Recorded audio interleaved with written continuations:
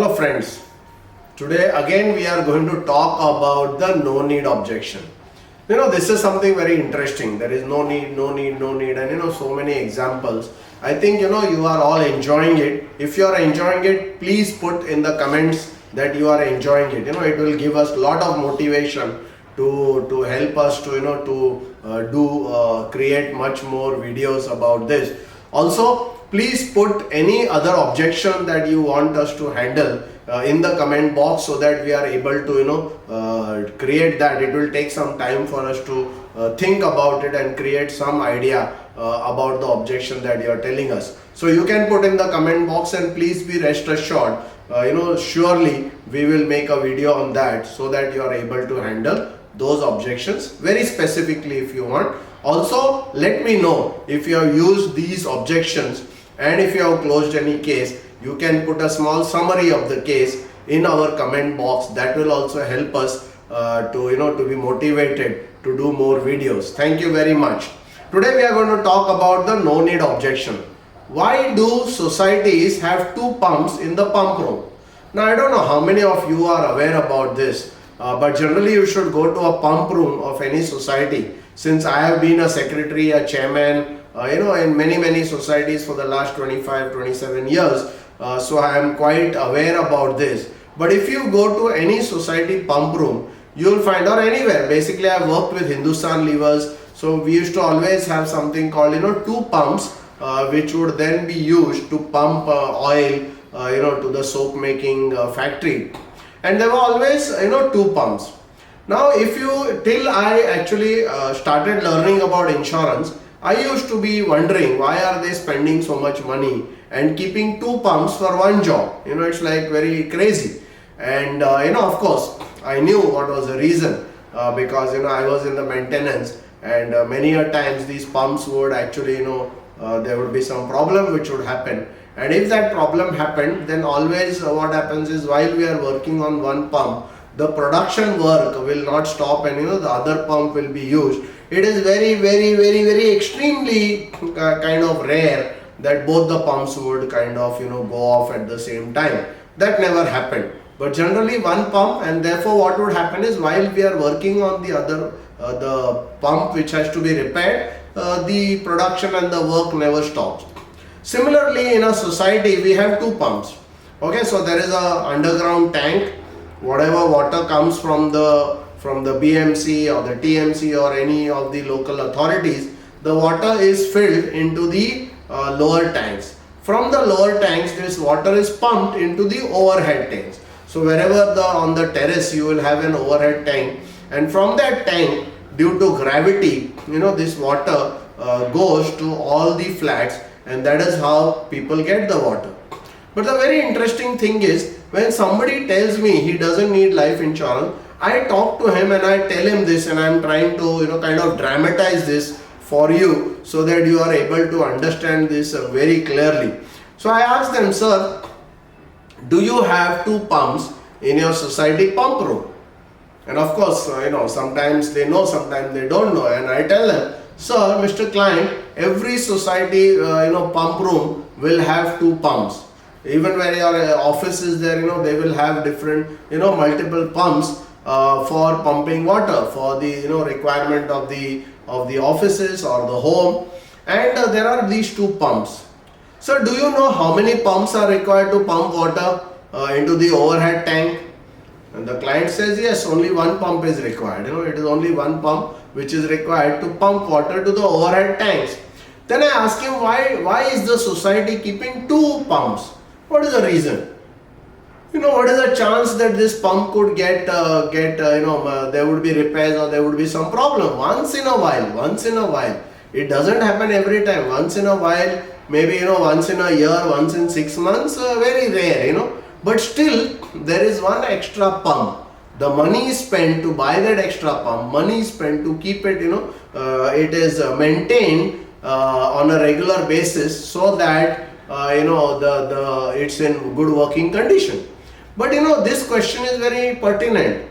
When the person says, I don't need life insurance, and he needs two pumps for his society, So I asked him, what is the reason? Is it something like somebody is mad, why would they keep two pumps in the society?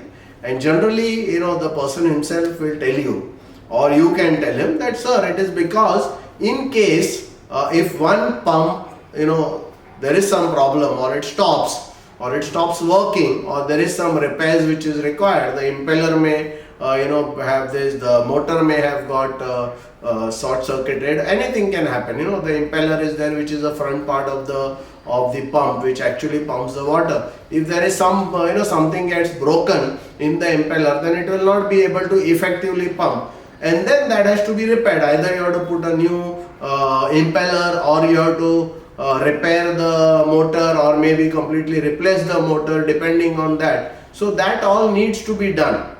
So the reason why there are two pumps is because in case something happens to one pump, the other pump can pump the water to the overhead tanks, and therefore the continuity of water to the flats is ensured. My dear friend, just imagine if the society just had one pump, and if something had to happen to that pump, then if the families would not get water for the next 2 to 3 days, it would be like a chaos. And I'll tell you, being secretary of a society, actually I'll tell you, the reason for these two pumps is not that people should get water continuously. And you may be shocked and surprised as to what I am saying. But I'll tell you, the reason for this is not that they would, yes, of course, they should get water continuously, that is the thing. But what is the core objective? The core objective is that as secretary of the society, I could sleep peacefully. Because imagine if there was just one pump, and if something would happen, I would be inundated with so many calls from all the flat owners, and I would have to run helter-skelter. I would have to leave my work, my planned work, and go after this unplanned activity. But what happens, having this pump ensures that I get sleep, that I can sleep peacefully at night, because in case if something happens to one pump, the watchman or the security or the pump man can basically pump water from the other pump, and in the meanwhile he knows who is the person who has been given the authority, or the AMC, which is a company, or which is the shop which does that, and he can then tell us to actually inform the shop and get this pump repaired. But what happens is, this can be done on the side without disturbing the flow of water to the society. Do you know, most society members never know when the pump got spoiled or when it got this, because at the end they are more interested in getting water on a regular basis. Mr. Client, do you know that these two pumps is nothing but life insurance? It is like it's an insurance. It's an insurance against the people not getting water. Therefore, an additional expense is done, which is not in the normal line of expenses, because this is an additional expense. It's not, it's not an investment. It's an additional expense, so that the members of the flats of the society can continue to get water on a regular basis. Similarly, sir, you need to have, like you are one person who is pumping the money for the maintaining of the standard of living of your family. In case, sir, something happens to you, don't you think you need to install another pump? So by signing on this form, I am just installing one additional pump, so that in case if you are not able to pump money for the future requirements of your family, then this pump will take over from where you live and help the family maintain their standard of living on a regular basis for a long time to come, and they will remember you for this. So Mr. Client, can you sign here? I would like to just add one pump for pumping money to your family in case something unfortunately happens to you.